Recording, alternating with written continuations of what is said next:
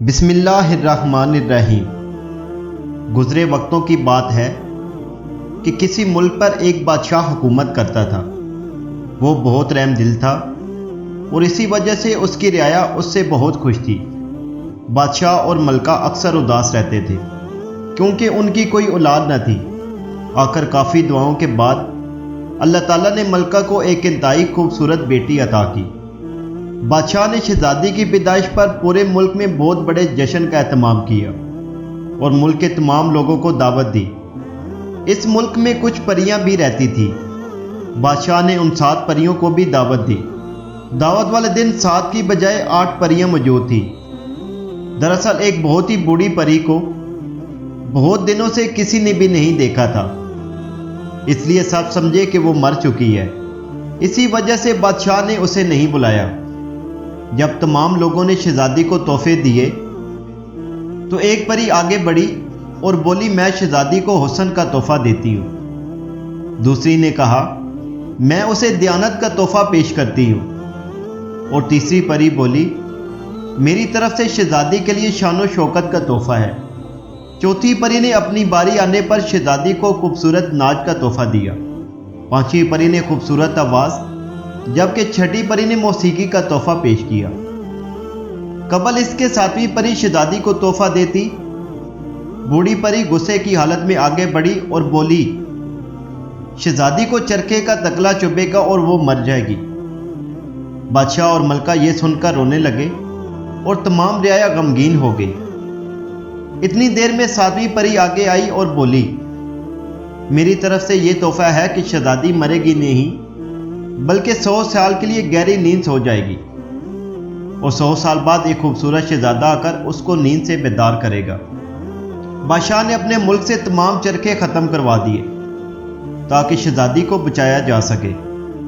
سال پر سال بیت گئے، یہاں تک کہ شہزادی 16 سال کی ہو گئی۔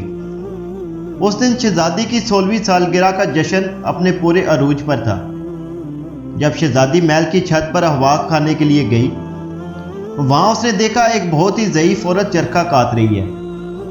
شہزادی نے کیونکہ چرخہ کبھی نہیں دیکھا تھا اس لیے حیرت سے تکنے لگی۔ بوڑھی عورت نے کہا، بیٹی یہاں آ جاؤ، یہ لو اسے خود چلا کر دیکھو۔ یہ سن کر شہزادی بوڑھی عورت کے پاس جا بیٹھی اور جیسے ہی اس نے چرخے کو ہاتھ لگایا تو اس کا تکلا شہزادی کی انگلی میں لگا اور وہ گہری نیند سو گئی۔ بادشاہ اور ملکہ کو اس واقعے کی خبر ہوئی تو دونوں بہت پریشان ہوئے۔ ملکہ کہنے لگی، اب ہم اپنی بیٹی کے بغیر کیا کریں گے؟ بادشاہ نے شہزادی کو اس کی خوابگاہ میں آرام دہ بستر پر لٹا دیا۔ ادھر جب 7ویں پری کو معلوم ہوا کہ شہزادی 100 سال کے لیے سو گئی ہے تو وہ سوچنے لگی، شہزادی جب نیند سے بیدار ہوگی تو اس زمانے میں اس کو کوئی بھی نہیں جانتا ہوگا۔ یہ سوچ کر اس نے پورے محل میں جادو کر دیا۔ اس جادو کی وجہ سے محل میں موجود تمام جاندار سو گئے، حتیٰ کہ شہزادی کا پالتو کتا جو اس کی خوابگاہ کے دروازے پر بیٹھا تھا وہ بھی وہیں پر سو گیا۔ پری نے جادو کے ذریعے محل کے گرد اونچی اونچی دیواریں بنا دی اور ان دیواروں کے ساتھ لمبے لمبے درخت اور بیلیں اگا دی تاکہ کوئی محل میں داخل نہ ہو سکے۔ ایک روز ہمسایہ ملک کا شہزادہ شکار کھیلتے ہوئے اس طرف آ نکلا۔ اس نے محل دیکھا تو پوچھا، یہ کس کا محل ہے؟ لوگوں نے بتایا کہ یہ جادو کا محل ہے اور اس کے اندر ایک شہزادی 100 سال سے سو رہی ہے۔ جو شخص بھی اس کے اندر جانے کی کوشش کرتا ہے وہ زندہ واپس نہیں آتا۔ شہزادے نے کہا، میں ضرور اس محل میں جاؤں گا اور اس کا راز جاننے کی کوشش کروں گا۔ لوگوں کے بہت سمجھانے کا بھی شہزادے پر کوئی اثر نہ ہوا اور وہ محل کی طرف چل پڑا۔ محل کے قریب پہنچ کر شہزادے نے جو ہی درختوں اور بیلوں کی شاخوں کو ہاتھ لگانے کے لیے آگے بڑھا، وہ خود بخود ہٹتی چلی گئی اور شہزادے کو راستہ ملتا گیا۔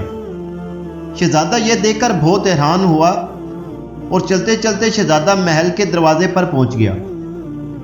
اس نے ابھی دروازے پر ہاتھ رکھا ہی تھا کہ دروازہ بھی خود بخود کھل گیا۔ شہزادہ دروازے سے اندر داخل ہو گیا۔ شہزادے نے ابھی بات پوری ہی کی تھی کہ زوردار دھماکہ ہوا اور تیز ہوا چلنے لگی اور ساتھ ہی شہزادی کی آنکھیں کھل گئی اور اس کے ساتھ ہی محل میں سوئے ہوئے تمام جاندار بھی جاگ گئے۔ کیونکہ اب جادو کا اثر ختم ہو چکا تھا اور بادشاہ اور ملکہ اپنی بیٹی کو مل کر بہت خوش ہوئے۔ سب نے مل کر شہزادی کی 16ویں سالگرہ منائی، کیونکہ 100 سال گزرنے کے باوجود بھی سب کی عمریں وہی تھی جو ان کے سونے سے پہلے تھی۔ شہزادی اور شہزادہ خوشی سے جھومتے رہے اور کچھ دن بعد دونوں کی دھوم دھام سے شادی ہو گئی اور شہزادہ اپنی شہزادی کو لے کر اپنے ملک روانہ ہو گیا، جہاں دونوں ہنسی خوشی رہنے لگے۔